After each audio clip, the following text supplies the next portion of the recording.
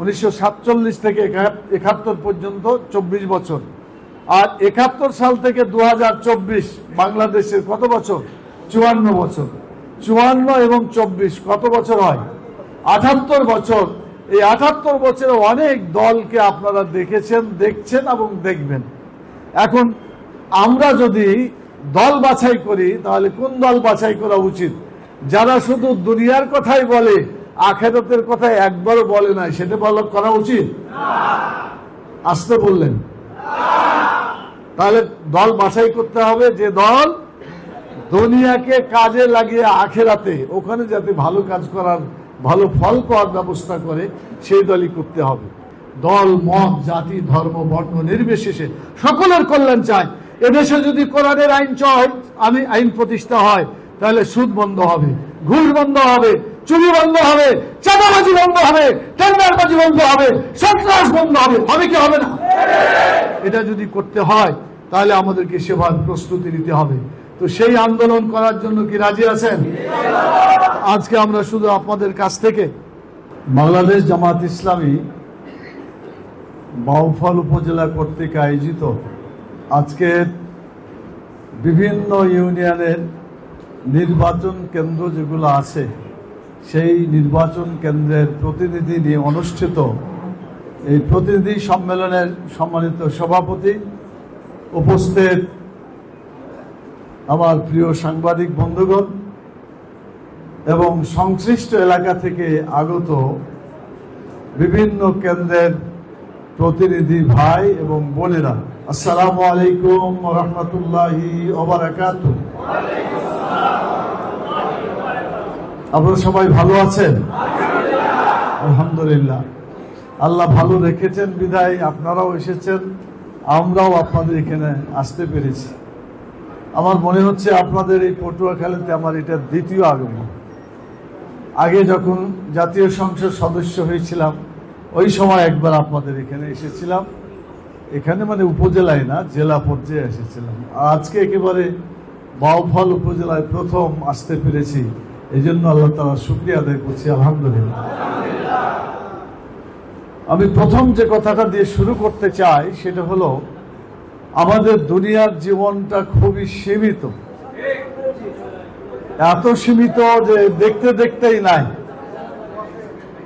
অতএব যেখানে আমরা থাকতে পারবো না সেটার পরিকল্পনার চাইতে যেখানে যে থাকতে হবে সেটার পরিকল্পনা বেশি করে গ্রহণ করতে হবে। হাদিস অনুযায়ী রাসূলুল্লাহ সাল্লাল্লাহু আলাইহি সাল্লাম বলেছেন, দুনিয়ার জীবনের মেয়াদ হচ্ছে মানুষের 60 থেকে 70 বছর। তো দুনিয়াতে 60-70 বছর এটাই হায়াত আমাদের। এর আগেও কেউ যেতে পারেন, পরেও হতে পারে, তবে খুব বেশি হবে না।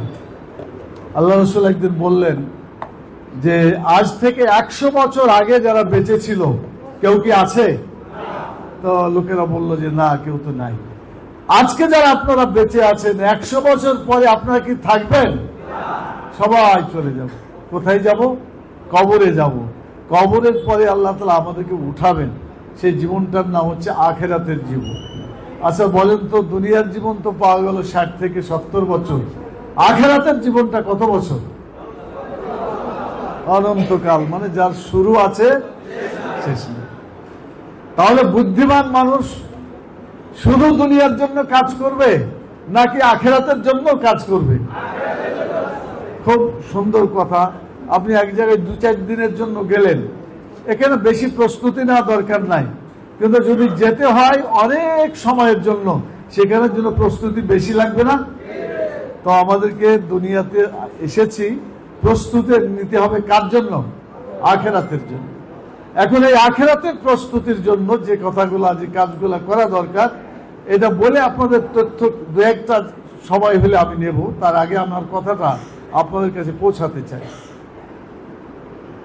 প্রিয় ভাই এবং বোনেরা, আমরা দুনিয়াতে একা এসেছি, একাই চলে যেতে হবে। কিন্তু একা আসার পরে একা একা থাকা যাবে না, সমাজের লোকের সাথে মিলেমিশেই চলতে হবে। এটাই কিন্তু আমাদের কথা। রাসূল সাল্লাল্লাহু আলাইহি সাল্লাম প্রথমে আসলেন দুনিয়ায়, আসার পরে দেখলেন সমাজে জুলুম, অত্যাচার, নির্যাতন চলছে।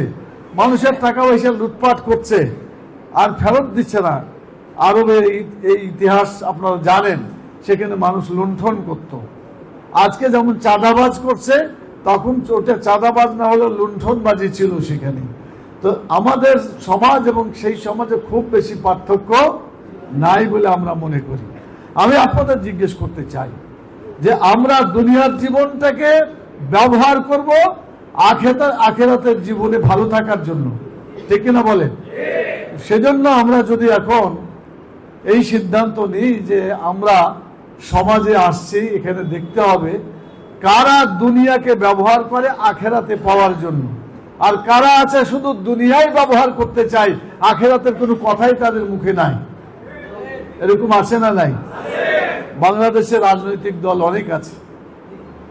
পাকিস্তান আমলে 24 বছর ছিল, 1947 থেকে 71 পর্যন্ত 24 বছর। আর 71 সাল থেকে 2024 বাংলাদেশের কত বছর? 54 বছর। 54 এবং 24 কত বছর হয়? 78 বছর। এই 78 বছরে অনেক দলকে আপনারা দেখেছেন, দেখছেন এবং দেখবেন। এখন আমরা যদি দল বাছাই করি, তাহলে কোন দল বাছাই করা উচিত? যারা শুধু দুনিয়ার কথাই বলে, আখেরাতের কথা একবারও বলে না, সেটা করা উচিত? আসতে বললেন। তাহলে দল বাছাই করতে হবে যে দল দুনিয়াকে কাজে লাগিয়ে আখেরাতে ওখানে যাতে ভালো কাজ করার, ভালো ফল পাওয়ার ব্যবস্থা করে, সেই দলই করতে হবে। আমি আপনাদের জিজ্ঞেস করতে হয়, বাংলাদেশে যে সমস্ত দল এখন আছে, দুনিয়া এবং আখেরাতকে ব্যালেন্স ভাবে, মানে রব্বানা আতেনা ফিদ দুনিয়া হাসানা ওয়া ফিল আখিরাতে হাসানা ওয়া কিনা আযাবান্নার, যে আল্লাহ দুনিয়ার কল্যাণ তুমি আমাকে দাও আর আখিরাতের কল্যাণ তুমি আমাদেরকে দাও, জাহান্নামের আগুন থেকে রক্ষা করো। তাহলে দুনিয়াতে কল্যাণ করতে হবে, আখিরাতে কল্যাণ করতে হবে। আপনারা রাজি আছেন? তো যে দল দুনিয়াতে কল্যাণ এবং আখিরাতের কল্যাণের জন্য কাজ করতে বলে, সেই দলই তো করা উচিত, নাকি যারা শুধু দুনিয়ার কথা বলে তাদের পিছনে ঘোরা উচিত? কোন দল? যারা দুনিয়া এবং আখিরাত উভয় থেকে ঠিক রাখতে চায়। বাংলাদেশ জামাত ইসলামী এমন একটি দল যারা দুনিয়া তো ভালো রাখতে চায়, মরার পরেও মানুষকে ভালো করার জন্য চেষ্টা করে। এখন বলেন, আজ থেকে কি সিদ্ধান্ত আপনারা নিতে পারবেন যে সমস্ত দল আখিরাতের কোনো কথাই বলে না, সেই দলের সাথে আমরা নাই, ভবিষ্যতেও থাকবো না? কি রাজি আছেন? হাত তুলে দেখেন আল্লাহকে। বাংলাদেশে যে সমস্ত দল আখিরাতের কথা বলে না, ওই সমস্ত দলে আমরা যাব না, কোন মানুষকে আমরা যেতে দেব না। এই শপথ আজকে আমরা আপনাদের এই বাউফল উপজেলাতে নিলাম। মনে থাকবে কথাগুলো? তাহলে কাজ করব দুনিয়ায়, ফলাফল পাবো কোথায়? এটাই হচ্ছে আমাদের টার্গেট। বাংলাদেশ জামাত ইসলামী এই কাজ করার জন্যই জন্মগ্রহণ করেছে। সংগ্রামী ভাই এবং বোনেরা, আরেকটা কথা আপনাদের সাথে বলতে চাই, সেটি হলো আইন দুই প্রকার। কয় প্রকার আইন? একটা হলো আল্লাহর দেওয়া আইন, আর একটা হলো মানুষের তৈরি করা আইন। কোন আইনটা ভালো হবে? আল্লাহর কোনো ভুল নাই, অতএব আল্লাহর আইন যেটা আছে সেটা নির্ভুল আইন, এতে কোনো ভুল নাই। আর মানুষ যে সমস্ত আইন তৈরি করে, এই আইনের মধ্যে ভুল আছে নাই?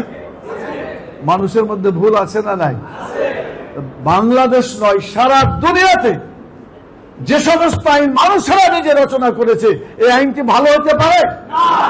পুঁজিবাদ মানুষ তৈরি করেছে, সমাজবাদ মানুষ তৈরি করেছে, ধর্মনিরপেক্ষতাবাদ মানুষ তৈরি করেছে, জাতীয়তাবাদ মানুষ তৈরি করেছে। এমনি ভাবে মানুষের তৈরি যত মতবাদ আছে, এই মতবাদ নিয়ে যারা রাজনীতি করে, এই মতবাদ নিয়ে যারা দুনিয়াতে কাজ করে, আখেরাতে তারা কিছু পাবে? তারা জিরো হয়ে যায়।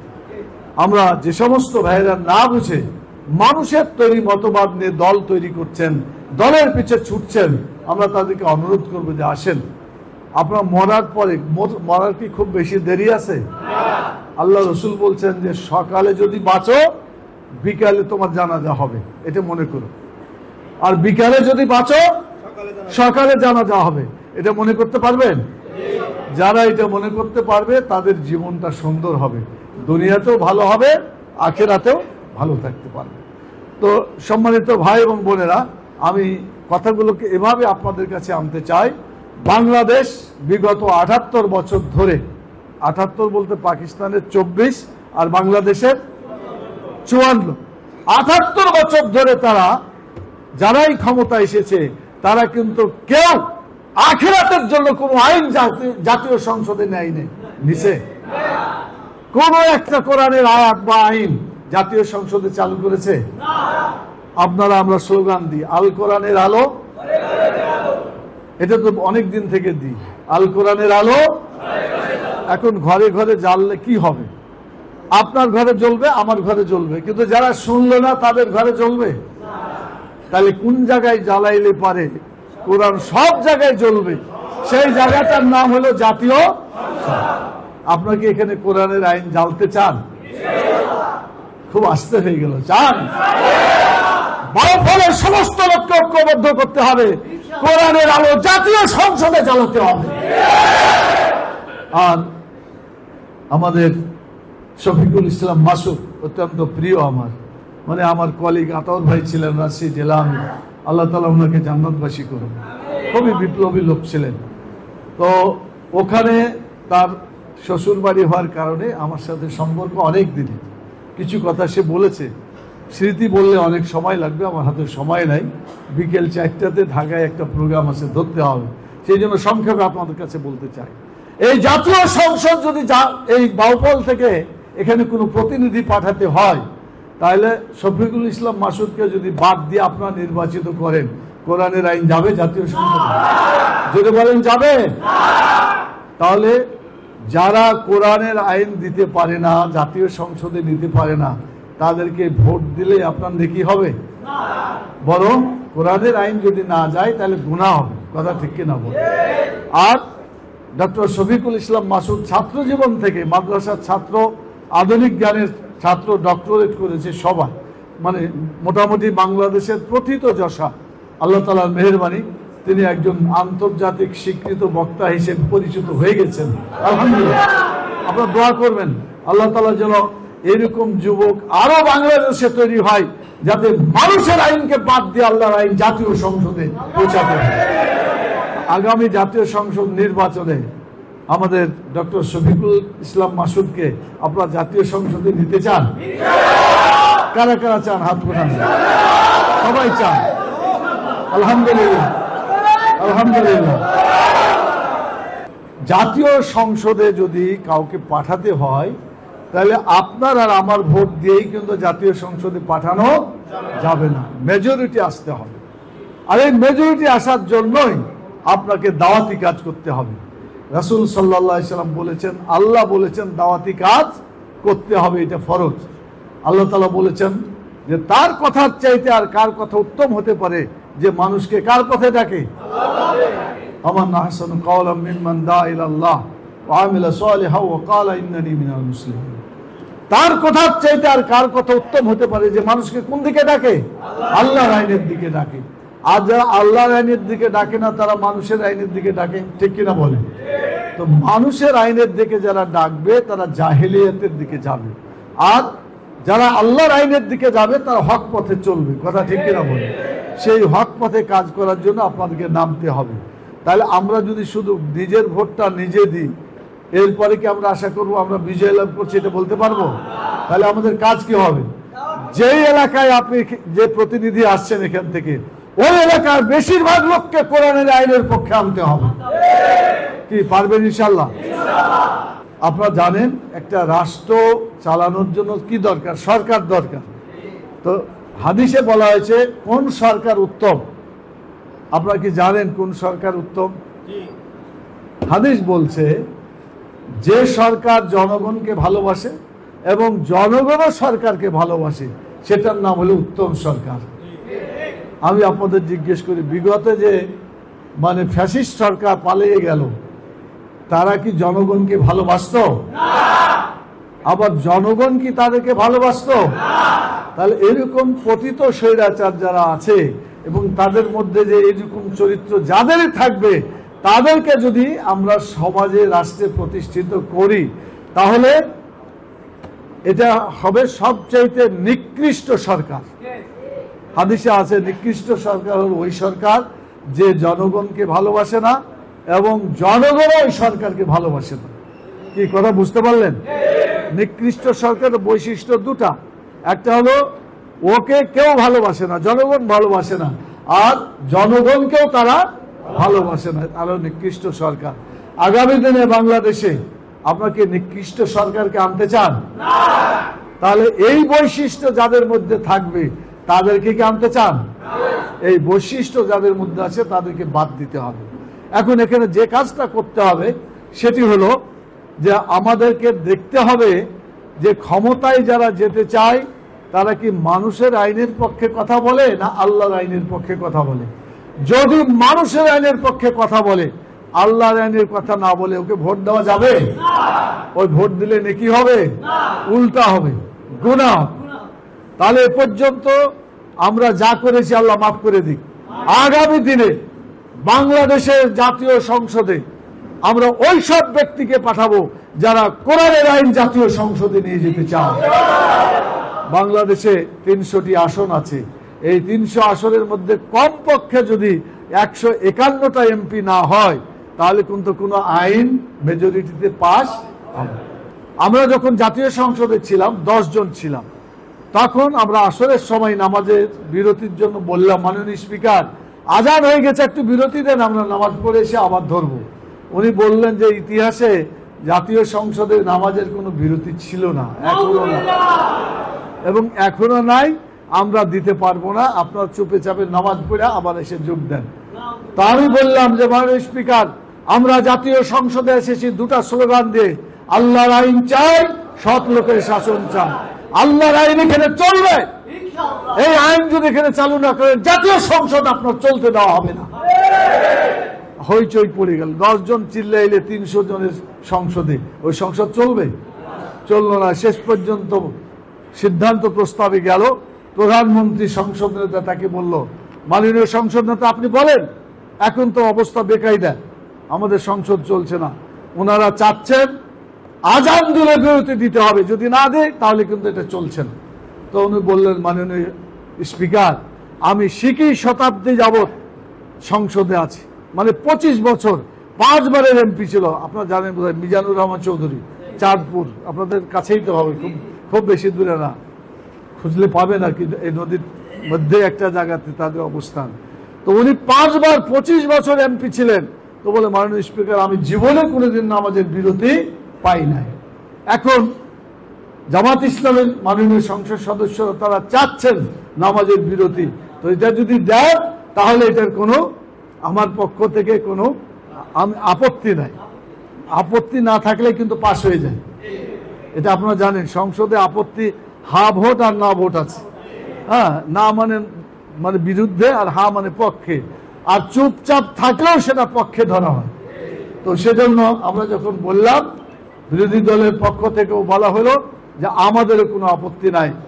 ওই যে নামাজের বিরতি আদায় করেছে জামাতের এমপিরা, সেই সংসদে নামাজের বিরতি তখন থেকে আজ পর্যন্ত আজান হলে বিরতি হয়ে যা, কিয়ামত পর্যন্ত থাকবে ইনশাআল্লাহ।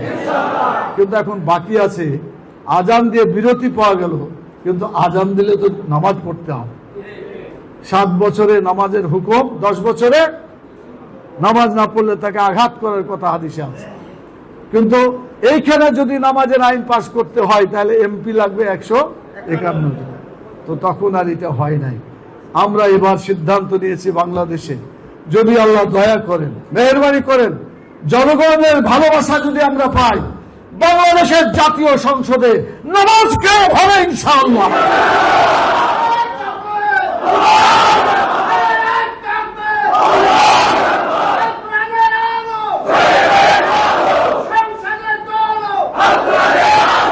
জি, এরপরে সংসদে মানুষ মরে গেলে 1 বছরে যত লোক মারা যায়, একটু ইম্পর্টেন্ট লোক, ভিআইপি টাইপের, তাদের নিয়ে একটা শোক প্রস্তাব হয়, এটা জানেন আপনারা? তো শোক প্রস্তাবে খালি শুধুই দাঁড়িয়ে থাকে, 1 মিনিট 2 মিনিট দাঁড়িয়ে থাকে। আমরা সেদিন বললাম যে মাননীয় স্পিকার মানুষ মরে গেলে দাঁড়িয়ে থাকলে কি কোনো উপকার হয়, কোনো দলিল আছে? তো বলছে দলিল তো কোনোদিন খুঁজি নাই, আগে থেকে আছে, এই জন্য এটা চলছে। তা আমরা বললাম যে আপনার কাছে দলিল নাই, আমাদের কাছে দলিল আছে। মানুষ মরে গেলে তার জন্য দোয়া করতে হয়, আর এই দোয়া করলে মরহুম লোক যত আছে তারা উপকার লাভ করতে পারে। অতএব এখন থেকে নীরবতা নয়, আপনাকে দোয়া করতে হবে, তাহলেই এটা সত্যিকার সার্থক হবে। তো এরপরে যেহেতু উনি দলিল দিতে পারলেন না, তখন সিদ্ধান্ত হলো যে এখন থেকে এই শোক প্রস্তাবে কি করতে হবে, সেই যে দোয়া চালু হয়েছে এ পর্যন্ত চলে আসছে, বলেন আলহামদুলিল্লাহ। মাঝখানে ফ্যাসিস্ট সরকারের একজন এমপি দাঁড়িয়ে বলল, মাননীয় স্পিকার, এটা তো মুসলমানের কাজ হলো, আমরা যারা হিন্দু বা অমুসলিম আমাদের তো কোনো লাভ হলো না। তো বললো যে তাহলে কি লাভ চাও? তো বলছে যে আমাদের ওই আগেরটাই থাকতে হবে, মানে 1 মিনিট নীরবত থাকলে আমরা ওইটা পাবো, আর দোয়াতে আমাদের কাম কিছু নাই। তো এটা হলে সে ফ্যাসিস্ট সরকারের স্পিকার তখন বললেন যে যেহেতু প্রত্যেকের স্বাধীনতা আছে, তো ওই যারা দাবি করেছে নামাজের বিরতি ওটা ঠিক আছে, আর যারা এখন দাবি করলেন তাহলে আর 1 মিনিটের চালু এটা থেকে যাবে, মানে 1 মিনিট চুপ থাকবেন আর 1 মিনিট দোয়া হবে, এইভাবে চালু আছে। তো এখন পর্যন্ত দোয়াও আছে আর নীরবতা আছে। আমি আপনাদেরকে এটা বুঝাইতে চাচ্ছি, যদি কোরআনের আইনের পক্ষে দেশের জনগণ জাতীয় সংসদ সদস্যকে নির্বাচিত করে, শুধু নামাজ চালু হবে না, এখানে যাকাত চালু হবে।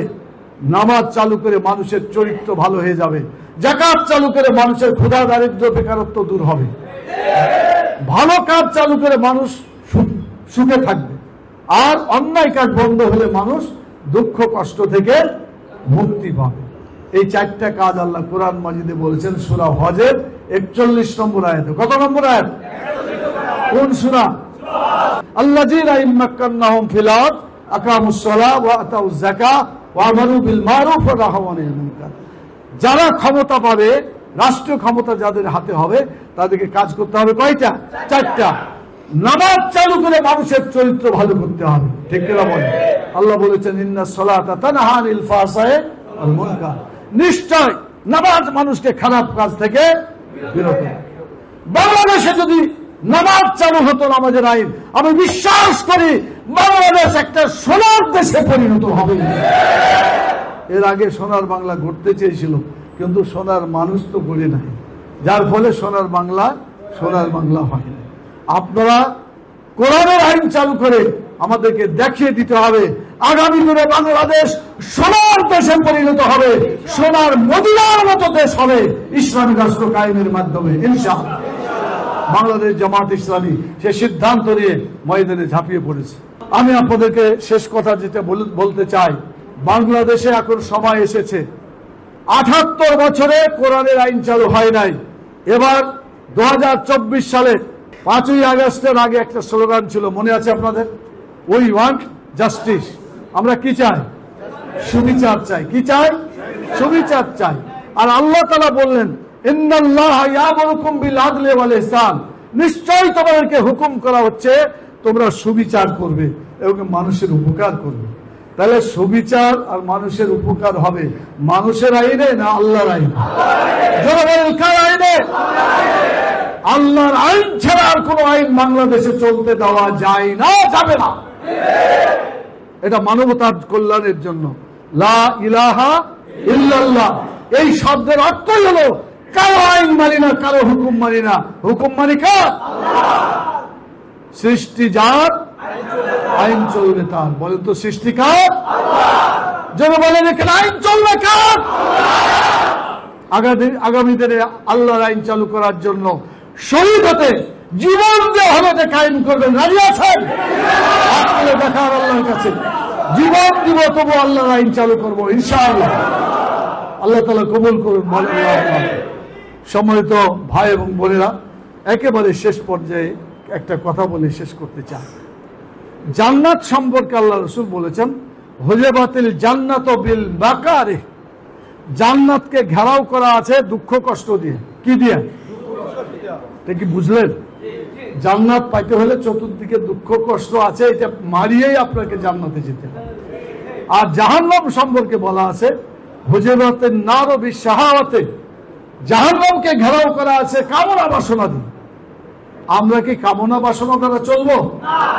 যারা কামনা বাসনা দিয়ে চলে, দুনিয়াটা মস্ত বড়, খাও দাওয়ার ফুর্তি করো, এরা জান্নাতে যাবে না জাহান্নামে? আমাদের বিশ্বাস, আমরা যদি জান্নাতে যেতে চাই আমাদের দুঃখ কষ্ট মধ্য দিয়েই চলতে হবে। কি রাজি আছেন? দুঃখ কষ্ট প্রয়োজনে যদি জেল খাটতে হয় পারবেন? যদি আপনাদেরকে হিজরত করতে হয় পারবেন? আল্লাহ রাসূল সাল্লাল্লাহু আলাইহি সাল্লাম কোরআনের আইনের জন্য, কালেমার আইনের জন্য কি করেছিলেন? গালি খেয়েছিলেন, দল করেছিলেন, সেই সংগঠন নিয়ে আল্লাহর আইন চালু করার জন্য কাজ করেছিলেন মক্কাতে, কিন্তু মক্কার লোকেরা পছন্দ করে নাই। হিজরত করে গেলেন কোথায়? মদিনায় গিয়ে, সেখানে গিয়ে তিনি ইসলামী রাষ্ট্র কায়েম করলেন। আলহামদুলিল্লাহ, পৃথিবীর ইতিহাসে শ্রেষ্ঠতম মডেল আদর্শ হচ্ছে মদিনার ইসলামী রাষ্ট্র। আপনাকে বাংলাদেশকে মদিনার আদলে ইসলামী রাষ্ট্র কায়েম করতে রাজি আছেন? আমরা যদি আসতে নাও পারি, জীবনের কোনো ভরসা নাই। আপনারা নিজেরাই এক একজন ডক্টর শফিকুল ইসলাম মাসুদ হয়ে যাবেন এবং সেখানে দিনের আওয়াজ পৌঁছাবেন ইনশাআল্লাহ। আমি আপনাদের কাছে এসেছি এই কথাটা বলতে, যে আমি যদি কোনো পাড়ায় না যাই তাহলে আমার আওয়াজটা ওখানে পৌঁছবে না, এটা পৌঁছতে হবে। রাজি আছেন? শফিকুল ইসলাম মাসুদ যেতে পারবে না, হতে পারবে না। আপনি সেখানে তার জন্য যথেষ্ট হতে পারবেন? কে কে পারবেন? যে ইনশাআল্লাহ শফিকুল ইসলাম মাসুদ আসুক আর না আসুক, তার কাজ চলবে ইনশাআল্লাহ। আল্লাহ তাআলা কবুল করুন। সম্মানিত ভাইরা, এতদিন ছিল ফ্যাসিস্ট সরকারের রাজত্ব, এটাকে পার করে দিয়ে ছাত্রদের রক্ত রঞ্জিত আন্দোলন, প্রায় ১৫০০-এর মতো যারা শহীদ হয়েছেন, প্রায় ৩০,০০০-এর মতো আহত এখনো বিভিন্ন জায়গায় আছে। আমরা দোয়া করি যারা শহীদ হয়েছে আল্লাহ যেন তার শাহাদাতকে কবুল করুন, এবং যারা আহত হয়েছে আল্লাহ তাআলা তাদেরকে আবার সুস্থ করে দিয়ে ময়দানে আসার তৌফিক দান করুন। তাদেরকে ময়দানে আমাদের খুবই দরকার, কারণ যে আন্দোলন হয়েছে, যে বিপ্লব হয়েছে, সেই বিপ্লবে ফ্যাসিস্ট পালিয়ে গেছে, কিন্তু ফ্যাসিস্টের অনুচরণে এখনো বাংলাদেশে থেকে গেছে। অতএব যুদ্ধ আর একটা হবে।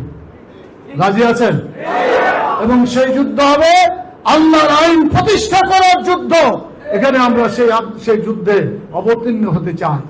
আমরা প্রথমত তাদেরকে দাওয়াত দিব, আল্লাহর পথে আসেন, আপনার কল্যাণের জন্য আল্লাহর আইনের দিকে আসেন। দুনিয়াতেও ভালো থাকবেন, মরার পরেও ভালো থাকবেন। আর আল্লাহর আইনের পক্ষে যদি না থেকে বিপরীত পক্ষে যান, তাহলে আবু জেহেলের যে পরিণতি হয়েছে সেই পরিণতি তাদেরও হবে। ঠিক কিনা? এরা বলছিল যে আমরা পালাবো না, শেখের বেটি পালাই না, পালাইছেন?